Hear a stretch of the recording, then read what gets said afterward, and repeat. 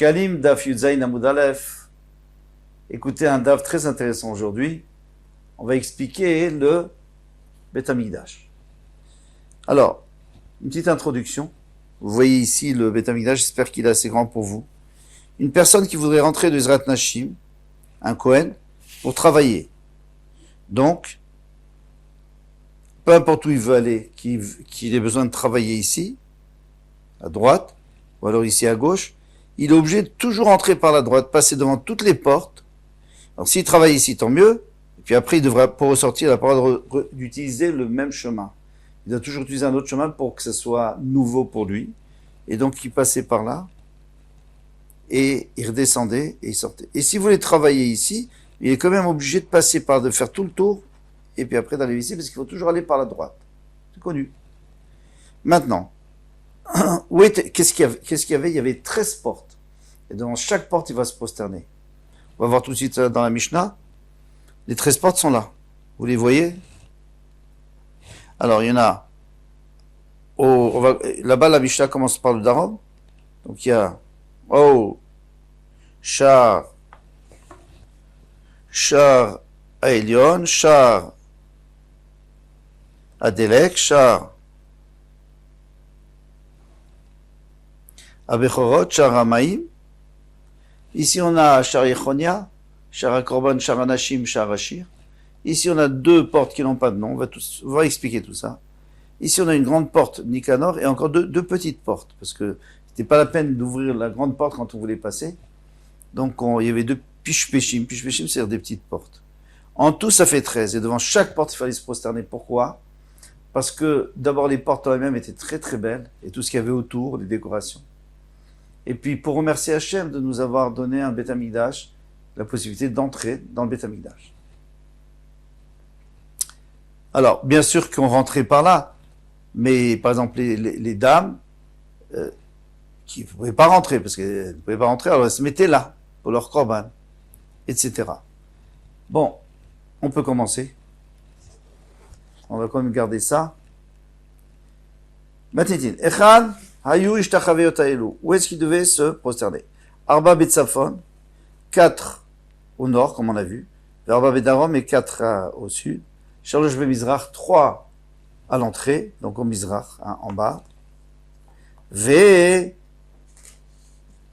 shtaim bemaharav. Et derrière le Kodesh Kodashim, il y en avait 2. Keneget shloshasar sharim, donc on se prosternait devant chaque porte. Ça fait 13. Dromim, alors maintenant il commence par celle du sud. Smuchim le Maharav, ce qui est le plus proche du Maharav, donc du Kodesh Kodashim, eh bien, c'était Shar Aelion. Pourquoi on l'appelle Elion? Parce que c'est celle qui est le plus haut. Shar Adelek, après Delek, c'est quoi? C'est le bois pour faire brûler. Aujourd'hui, on dit Delek pour du pétrole, pour l'essence. Mais dans le temps, le Delek, c'était le bois. C'est là où on faisait rentrer le bois. Shara Bechorot, Shara Bechorot, c'est là où on faisait rentrer les Bechorot. En réalité, on faisait rentrer tous les shlamim. Parce que les shlamim, on n'est pas obligé de leur faire les sacrifices à droite. Ou les shlamim, ou les Bechorot, tout ce qui est Kodashim Kalim. Il n'y a que Kodesh Kodashim qu'on est obligé de faire Betsafon, comme on dit le matin, tous les matins.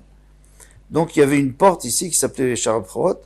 En réalité, c'était aussi pour le reste, pour les autres shlamim, et pour les autres Kodashim Kalim, mais c'est pour dire que le Bechor, malgré qu'on ne mange pas du Bechor, c'est tout pour le Kohen, ça s'appelle quand même Kodashim Kalim. C'est pour ça qu'on a appelé ça Shara Bechorot. Ensuite, Shara Maïm, alors c'est l'eau. Alors il y a deux pshatim. Une, c'est l'eau qu'on a portée pour verser sur Mizbeach à Sukkot, et l'autre, c'est l'eau qui va sortir au temps du Mashiach. Ça, on va voir dans le Gemara. Ensuite, alors voilà, il y a la marloquette ici. On tourne la page.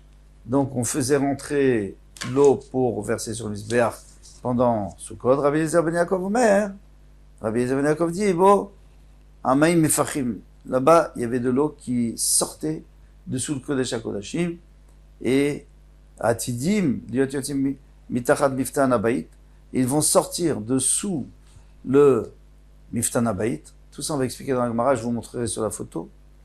du seuil de la Beth Amikdash, Leumatan. Alors, maintenant, il vient nous dire que Leumatan, ça veut dire qu'en face, Bitsafon, parce qu'on a vu le Darom, pour l'instant, on a vu que le sud. Alors, le Tzafon, qu'est-ce qu'il y a? Shar Nechonia. Alors, il va expliquer. Alors, Shar Nechonia, il va pas nous dire pourquoi pour l'instant, il va expliquer après. Shara Korban, tout le monde a compris, c'est Shara Korban. Hein, c'est là où on faisait rentrer les Korbanot qui étaient Kodesh Kodashim, et donc il fallait que ce soit au Tzafon. C'est plus Rachouv le Tzafon. Hein. Shara Nashim, c'est les femmes qui devaient assister à leur Korban. Alors, il y avait deux possibilités, puisqu'il y a une marloquette, est-ce qu'elles doivent appuyer sur le Korban? Donc, il faut qu'elles soient là pour appuyer sur le Korban, et celui d'après Rabbi Yehuda qui dit qu'elles n'appuient pas sur le Korban, elles doivent au moins assister. Donc, elles doivent être là maintenant, pas de rentrer, bien sûr. Donc, Shara Nashim. Et après, Shara Shir. Shara Shir, c'est là où on rentrait les instruments de musique. Mais après, vous allez voir, on va changer les noms. Hein, ça va s'appeler Shara Nitzuk. Nitzuk, c'est ici Bet HaMoked. Ça, on verra plus loin dans la Gemara.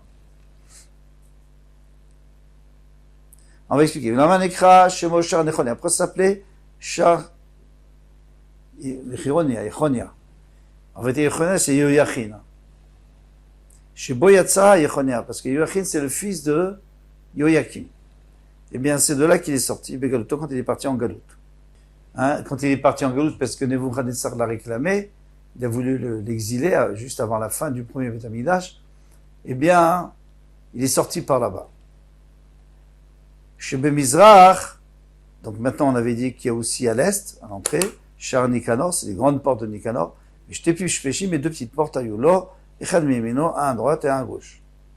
Et Shnaim Bemaharav, maintenant il y en avait deux au Maharav, Velo Ayalaim Shem, il n'y avait pas de nom. Pourquoi? Il n'y avait pas de nom parce qu'on n'utilisait pas beaucoup. Il n'y avait pas tellement d'intérêt. Les autres, on a dit pourquoi. Mais ici, il n'y a que quelqu'un qui voulait sortir derrière le Kodesh Kodashim, il n'y a que lui qui utilisait ces portes, en fait. Donc, elles n'étaient pas beaucoup utilisées. En tout cas, on n'en avait pas besoin. C'est pas comme les autres Shara Korban, pour entrer les Korbanot, les femmes, etc. Maintenant, Matnitin. Alors, on fait la Gemara. Matnitin Abayosa Ben Yochanani. La Mishnah va certainement d'après Abayosa. Damar qui a dit Keneged Yud Gimel Sharim, il a dit que on se prosternait 13 fois pour les 13 portes, devant les 13 portes. Dram Kirabanan, mais les Ramim, cependant les Ramim, ils disent que Sheva Sharim Ayou. Bazar, il n'y en avait que 7. Pourquoi il n'y en avait que 7? Et donc, s'il n'y en avait que 7, donc il n'y a pas de raison qu'on se prosterne 13 fois, donc il y avait d'autres raisons. Alors, quels étaient les 7? Alors, 3 à gauche, 3 à droite.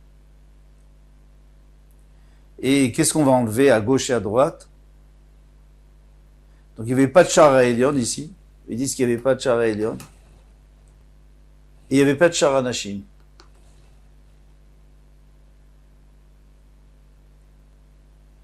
Maintenant, celle de Nechonia, on l'a appelée Nitzutz.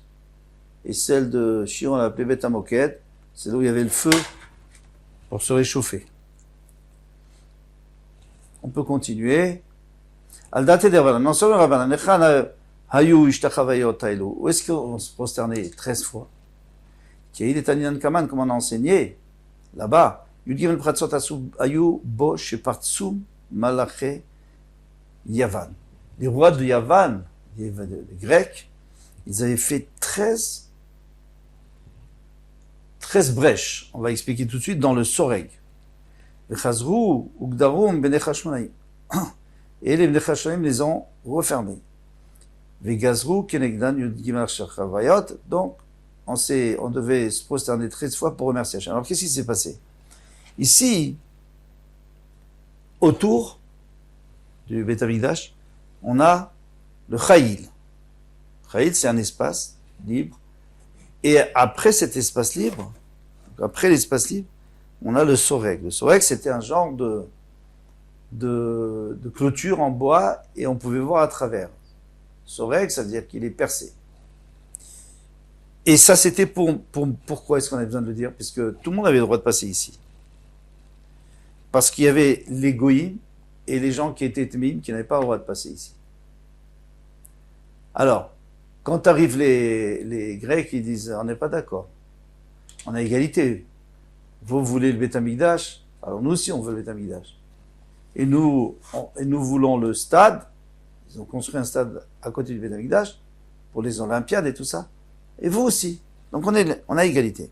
Donc ils ont fait 13 brèches dans le Soreg. Et eux, ils les ont fermés, donc les Hashmonim, ils ont fermés, et on se prosternait pour remercier Hachem de nous avoir débarrassés de ces gens-là. Et d'avoir pu refermer aussi les brèches.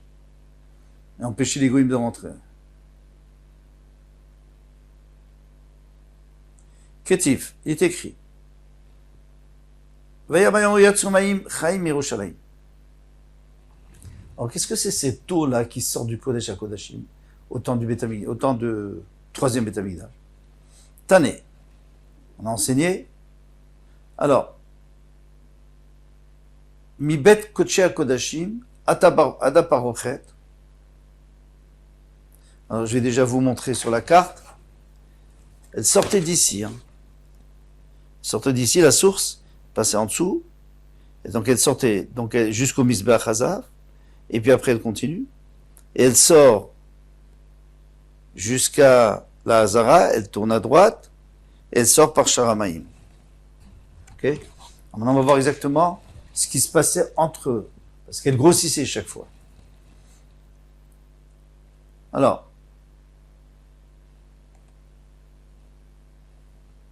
depuis le Bet Kodashim jusqu'au Parochet, c'est-à-dire jusqu'à la fin du Kodesh, Kodashim, qui est incarné Sidi, Sialé, Ve, Kialé. C'est des antennes toutes fines, encore plus fines que les sauterelles. C'est des petites bêtes qui ont des toutes fines. C'était ça, le ruisseau. Vous vous rendez compte? Mina Parochet, on ne peut même pas le voir. Mina Parochet va dans Mizbeach, depuis le Parochet jusqu'au Mizbeach Hazav, qui est au milieu du Echal, qui carne Chagavim. Là, ça avait déjà grossi, c'était comme les antennes d'une sauterelle.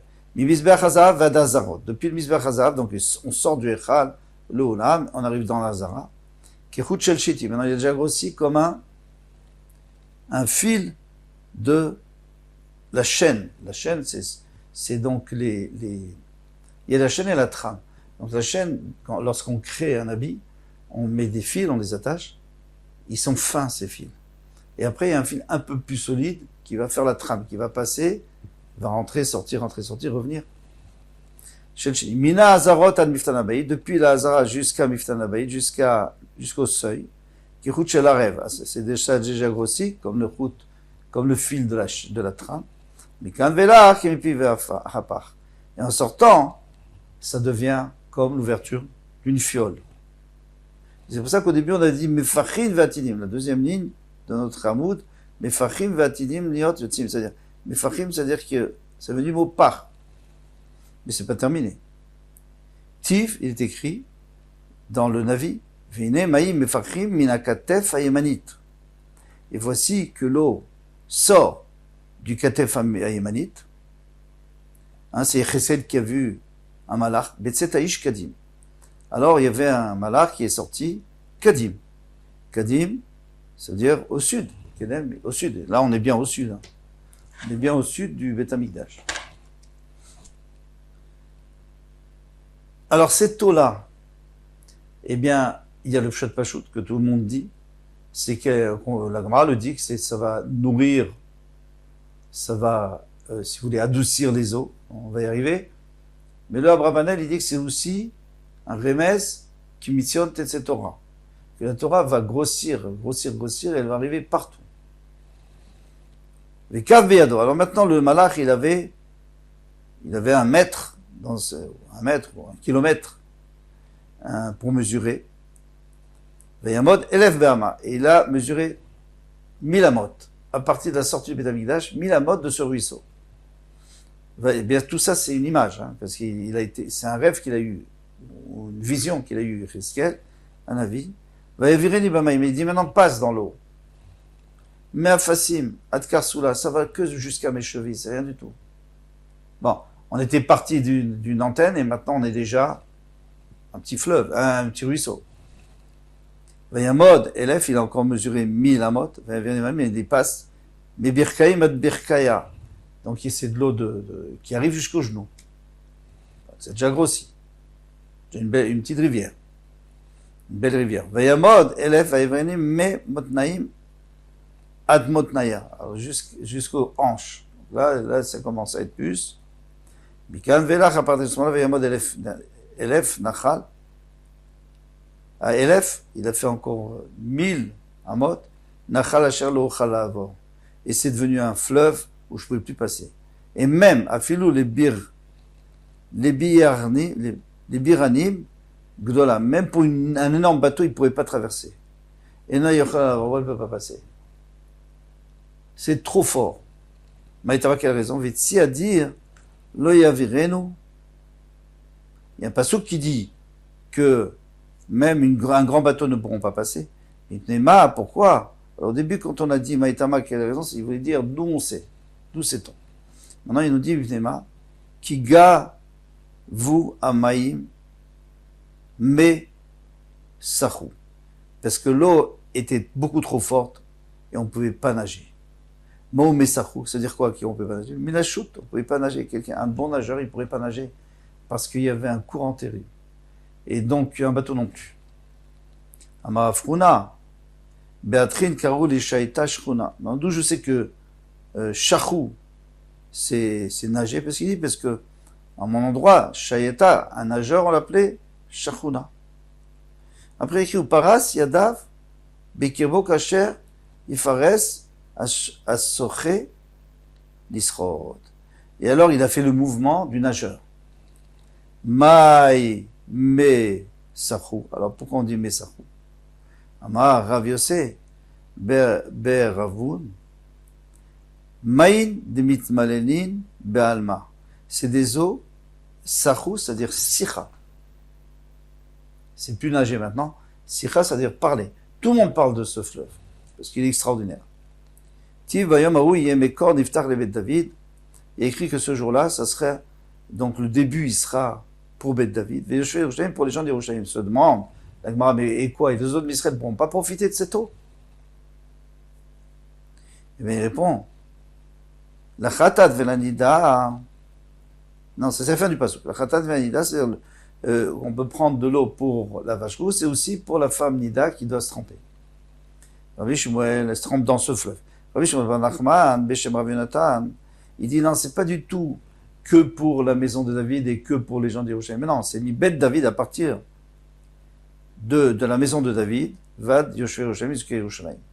Et jusqu'aux habitants d'Yerushalayim. C'est-à-dire, tout l'endroit de Ir David, de la ville de David, là où sont enterrés tous ses enfants, etc., tout le Malchut de David, eh bien là, et aussi, lorsque ça rentre dans Yerushalayim, Kshirim la Nida ve le Khatat, eh bien une Nida peut se tremper dedans, une femme impure peut se tremper dedans, et le Khatat, on peut prendre de l'eau parce que c'est de l'eau de source. Il faut de l'eau de source pour mélanger avec la vache rousse. Mikan vaïlach metaruvotem. Mais après, tout le monde peut utiliser de toutes les façons, avant et après.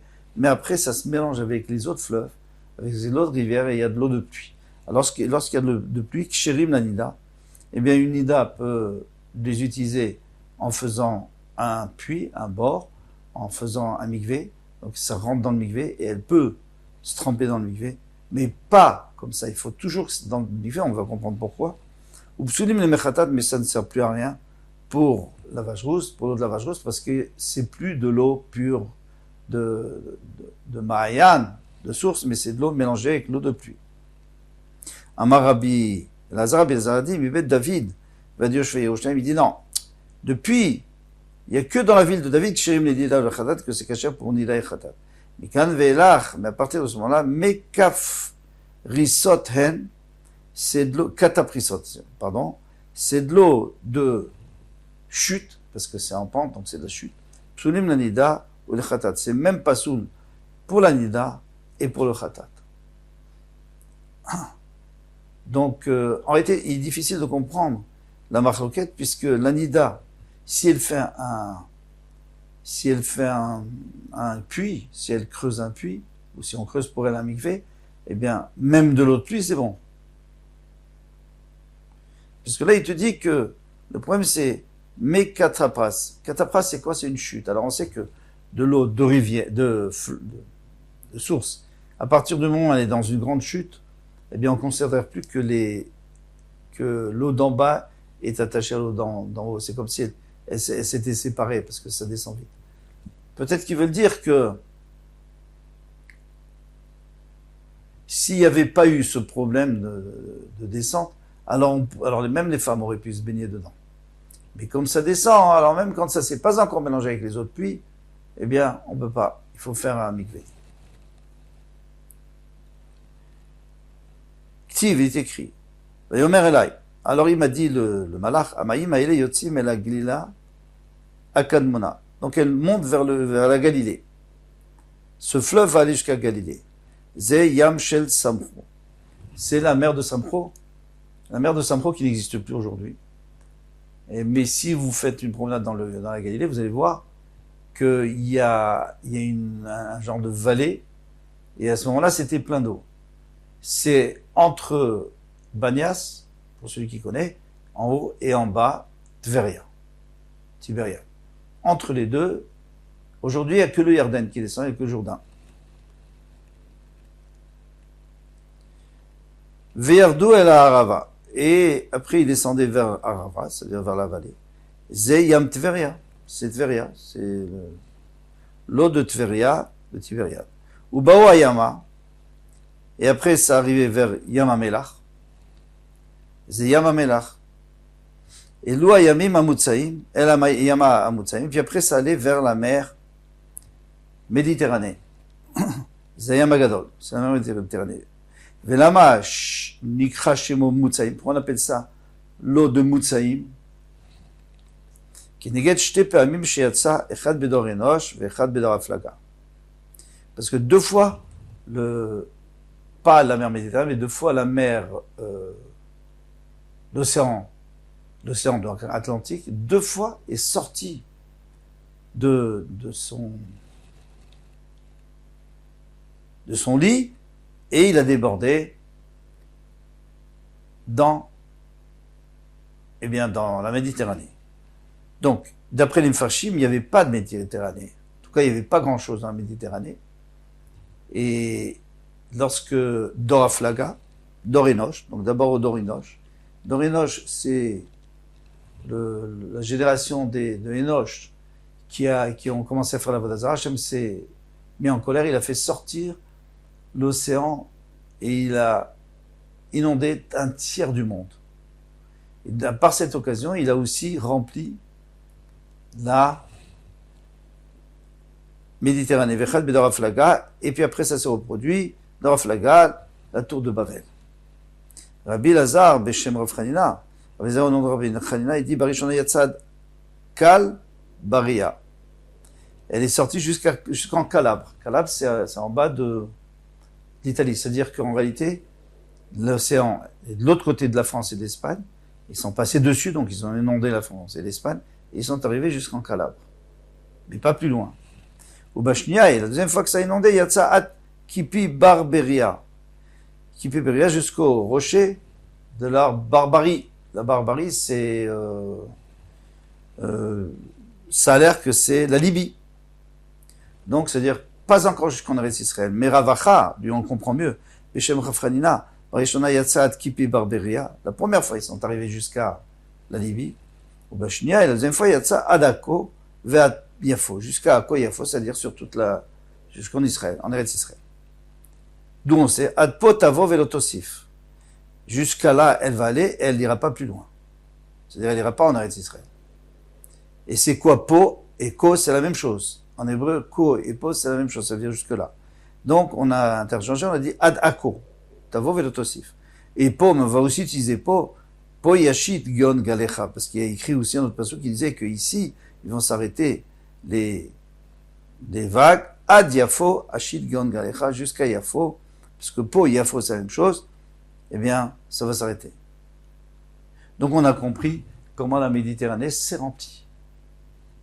Et quand on dit qu'il y a Magadol, parce que c'est une grande marloquette, est-ce qu'il y a Magadol, la grande mer, est-ce que c'est la Méditerranée, parce que ça touche Israël, donc c'est important, ou alors c'est l'océan, mais en réalité, peut-être que la réponse, ça serait simple, c'est que c'est les deux en même temps, puisque l'océan, bon, aujourd'hui, l'océan aussi relié à l'année dernière par le détroit de Gibraltar, mais dans le temps, eh bien non, c'était passé dessus. D'accord. Maintenant, Nichai Amaraba, Viyama de Milcha. Alors je comprends que la grande mer et la mer d'eau salée, c'est-à-dire Yamamelach, la mer morte, eh bien je comprends qu'ils ont besoin de ce fleuve pour adoucir. Alors attention, celui qui ne sait pas nager ne pourra plus aller dans la mer morte, parce que il va sombrer. Aujourd'hui, on peut y aller, même si on ne sait pas nager. Donc on pourra boire cette eau. Puis je suis les mitak, c'est pour l'adoucir. Yama de Tveria. Mais la mer ou le lac de Tibériade, il est déjà doux. Yama de Samchou, la même chose avec Yama de Samchou. Alors pourquoi? Les rabots des gatam, c'est pour multiplier les poissons.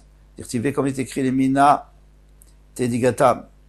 Les mina tedigatam, donc il y aura des sortes de poissons. Les minimes tedigatam, c'est-à-dire qu'il y aura beaucoup de sortes de poissons. Tenez, on a enseigné Rabban Shimon Gamliel Maaseh Shalarti le Tzaidan. Il a dit une fois je suis allé à Tzaidan. On m'a apporté plus que 300 sortes de dagim, de poissons. Dans un seul plat. Maintenant il y a écrit et l'eau va s'adoucir. Bisotav, vegevaav, lo yirafeu. Mais les trous où il y a de la boue à l'intérieur de Yamamelach et de la mer morte, et Gevav, et les trous où il n'y a que de l'eau, eh bien non, eux, ils vont pas se guérir, ils vont rester. Les malach d'eau, comme ça, on pourra avoir du sel. Si venir pour il me demande la grand il a écrit venir pour il a écrit qu'ils vont s'adoucir, Vatamrat. Vélo, Yirafromaim, toi tu me dis que non, ils vont pas s'adoucir. Alors il dit, Makom ou Shmo lo yirapu. Non. Bisotav, Vegevaav, Vélo yirapu. C'est encore un endroit. Et tout ça, ça va devenir doux. Tiv, alors c'est marqué. Tiv al nachal yale.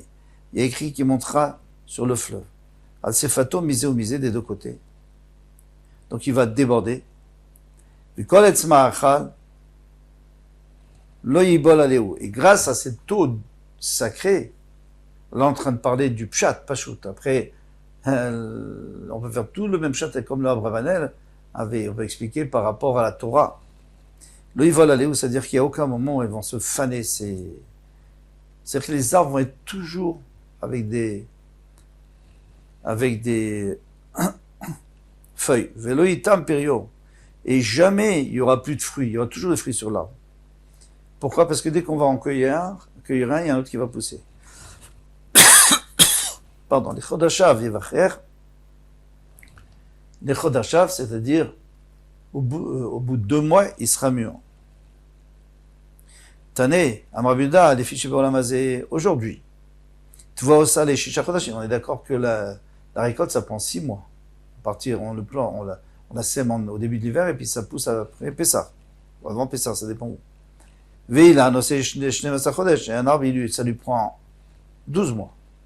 Va-t-il la mais plus tard, Advoa Osa de Chodesh Echad, l'Advoa, donc les céréales tous les mois, ça va pousser. Veila, no c'est Shnei Chodashim. C'est pour ça qu'on avait dit Chadashav, 2 mois.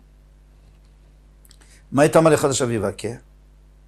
Alors, Maïtama, quelle raison? Les Chodashav Yevaker, parce qu'il y a écrit les Chodashav, c'est-à-dire les 2 mois. Et là-bas, on parlait des arbres. Amar Yosef dit les fichiers Bolam Azé, il dit pas comme ça. Advoa Osa les Shisha Chodashim. Vilan Osa Yudbet Chodesh, comme on a dit, Avala Atid Lavo. Au temps du Mashiach, Advoa Osa les Tet Vaviom. 15 jours. Donc il y aura du blé tous les 15 jours. Si on les sème, bien sûr. Vilan, et l'arbre, c'est les Chodesh Echad, un seul mois. Shekel Matsinou, Sheasta Advoa Bime Yoel. On a une preuve, c'est que, parce que toi tu me dis, maintenant on n'a jamais vu ça. Bien sûr, au temps de Yoel, du Navi Yoel, les Chamisha Asarion au bout de 15 jours. Et Karav Mena Omer, on a pu apporter le Homer le 15, le 16 Nissan. Alors, le premier Nissan, il y avait eu la sécheresse, c'était terrible. Baruch Hashem, Hashem lui a dit, ça y est, on va faire pousser. Donc, il leur a dit, semez parce qu'il va pleuvoir. Et ça va pousser. Maïta Amaou, on a vu ça. Netzion, Gilou Vesimchou. Netzion, vous devez être joyeux, Bachem Elokechem, qui n'atteint lachem et moral et tzedaka. il t'a donné Amora, Amoré, pardon, c'est la pluie, Veyore, Lachem Geshem, Moré ou Malkosh. Il va te donner les deux, parce que normalement, il pleut au début de l'hiver et au milieu de l'hiver, et c'est là où ça commence à pousser. Et là, les deux, on va les avoir, Barishon, au Chodesh Nissan. Donc il leur a dit, semez ce que vous avez. Ils ont dit, c'est tout pourri. C'est pas grave, semez. Ou Mamekayem, pardon, ils ont dit, on n'aura pas assez. On n'aura pas assez à manger, jusqu'à que ça pousse. Il leur a dit, faites confiance. Ou Mamekayem, Rabbi aussi, les Chadashav. Alors comment il va s'arranger avec les Chadashav? Parce que Chadashav, c'est-à-dire 2 mois. Chadashav Vaker. Bechol Chodesh, Vechodesh Vaker. Chaque mois, c'est ça qu'il dit Chadashav. C'est-à-dire chaque mois de l'année, il y aura des nouveaux fruits. Valéou les troufas. Et donc, les feuilles serviront troufa. Alors, ça veut dire quoi, troufa? Rabbi Chanamar, tarpé, metzitz, aléa, veteref, mezona. Il dit, ça vient du mot nourriture. Eh bien, il va sucer les feuilles, et ça sera son repas.